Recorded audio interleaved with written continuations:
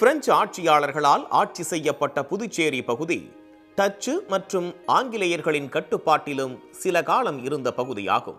மத்திய அரசின் கட்டுப்பாட்டில் உள்ள யூனியன் பிரதேசமான அங்குள்ள புதுச்சேரி, காரைக்கால் பகுதிகள் தமிழ்நாட்டை ஒட்டியும், மாகே பகுதி கேரளாவையும், ஏனாம் பகுதி ஆந்திராவையும் ஒட்டி அமைந்துள்ளன.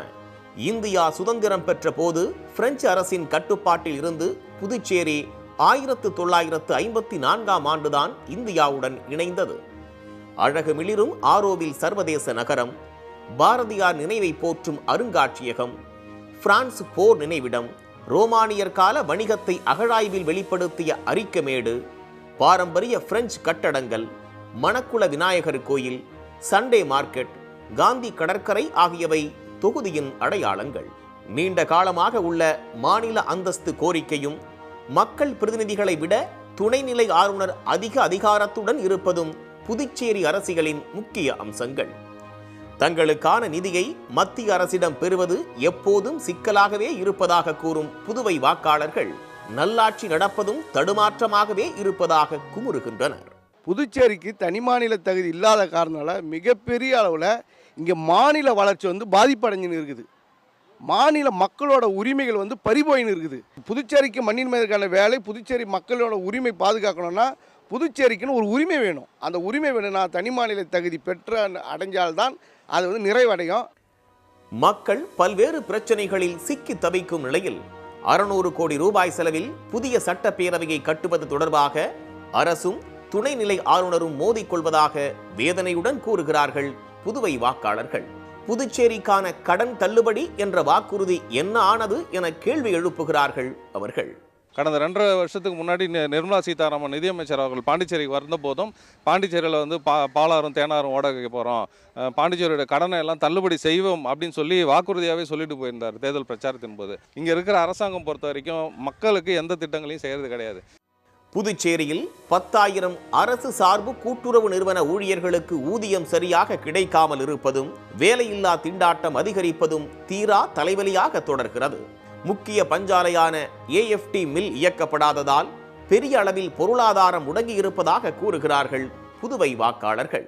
மிக மிக பேர் போன துணிகளை உற்பத்தி செய்யக்கூடிய ரோடியர் பஞ்சாலை, அதனுடைய துணி தமிழகத்திலே மிகப்பெரிய மார்க்கெட்டை பெற்றது. அதெல்லாம் இந்த துணி பஞ்சாலைகள் மூலமாக உற்பத்தி செய்யப்படாத காரணத்தால் வேலை இழந்த தொழிலாளர்கள் பல்வேறு சமூக அவலங்களுக்கு போய் வாழக்கூடிய நிலைக்கு போயிட்டாங்க. இதை உடனே தடுக்க வேண்டும் சொன்னால் புதுச்சேரிக்கு ஒரு சிறப்பு நிதி ஒதுக்கி எதிர்வரக்கூடிய பாராளுமன்ற தேர்தலில் வெற்றி பெறக்கூடியவர் மத்திய அரசிடம் அணுகி புதுச்சேரியில் இருக்கிற பாரம்பரிய பஞ்சாலைகளை காப்பாற்றுவதற்கான நடவடிக்கையை செய்ய வேண்டும். கல்விக்கான மையமாக திகழ்ந்த புதுச்சேரி இன்று போதைப்பொருள் மையமாக சீரழிந்துள்ளதாக கூறும் புதுச்சேரி மக்கள், ஒரு காலத்தில் வெளியூரில் இருந்து படிக்க வந்த காலம் மாறி இன்று குடிக்க வருவோர் எண்ணிக்கை அதிகரித்துள்ளதாக விமர்சிக்கின்றனர். அதனால் உருவாகும் போக்குவரத்து நெரிசல் புதுவை மக்களின் தீரா தலைவலியாக இருந்து வருகிறது. இளைஞர்களுக்கு வேலை வாய்ப்பை வழங்க தகவல் தொழில்நுட்ப பூங்கா வேண்டும் என்பது புதுச்சேரி மக்களின் எதிர்பார்ப்பு. மத்திய அரசின் கட்டுப்பாட்டில் உள்ள புதுச்சேரியில் காரைக்கால் பகுதி தொடர்ந்து புறக்கணிக்கப்படும் அவலம் நீடிக்கிறது. காரைக்காலுக்கு என எந்த திட்டமும் நடைமுறைப்படுத்தப்படுவது இல்லை என்பது அப்பகுதி மக்களின் குற்றச்சாட்டு. புதிய MP மூலம் தங்களுக்கு முன்னுரிமை கிடைக்குமா என காரைக்கால் வாக்காளர்கள் எதிர்பார்க்கிறார்கள். காரைக்கால் மாவட்டத்தில் NITன்னு ஒரு பெரிய ஒரு அரசோட இருக்குது. அங்கே மாணவர்களுடைய கல்வித்தரத்தை மேம்படுத்துவதற்கான கல்வி கட்டணம் கட்டணும். அதுபோல் விளையாட்டுத்துறையில் அதிகப்படுத்தணும். விவசாயிகளுக்கு வர வேண்டியது எல்லா சலுகையுமே இன்னும் கிடைக்காம இருக்கு. மாஸ்டர் பிளான் வருதுன்னு இன்னைய வரைக்கும் வரல. அதுபோல் காரைக்கால் மாவட்டத்தில் குடிநீருக்குன்னு குழாய்கள் தான் அமைக்கப்பட்டாங்க. அதில் ஒரு சொட்டு தண்ணி இன்னைய வரைக்கும் வரல. பிரெஞ்சு ஆதிக்கத்திலிருந்து விடுபட்டு இந்தியாவுடன் இணைவதில் தாமதம் ஏற்பட்டதால் முதல் 3 தேர்தல்கள் புதுச்சேரியில் நடைபெறவில்லை.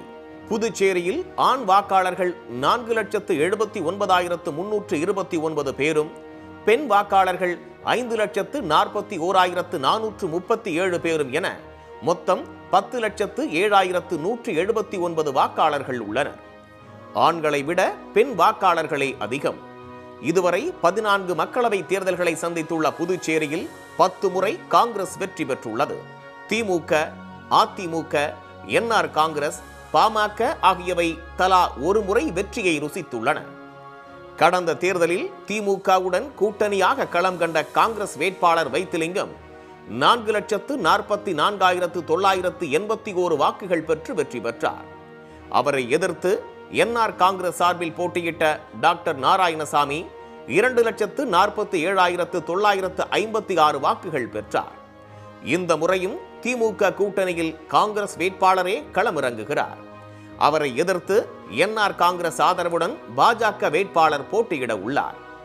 தேர்தல் பரபரப்புக்கு இடையே புதுவை துணைநிலை ஆளுநராக இருந்த தமிழிசை சவுந்தரராஜன் பதவி விலகி உள்ளதால் அவர் போட்டியிடுவாரா என்ற எதிர்பார்ப்பு நிலவுகிறது. தங்கள் மீது உண்மையான அக்கறை உள்ள மத்திய அரசு அமைந்தால் மட்டுமே இனி புதுச்சேரிக்கு விடிவு காலம் பிறக்கும் என்ற மனநிலைக்கு தள்ளப்பட்டுள்ள புதுவை வாக்காளர்கள் வாக்குப்பதிவு நாளை எதிர்நோக்கி காத்திருக்கின்றனர்.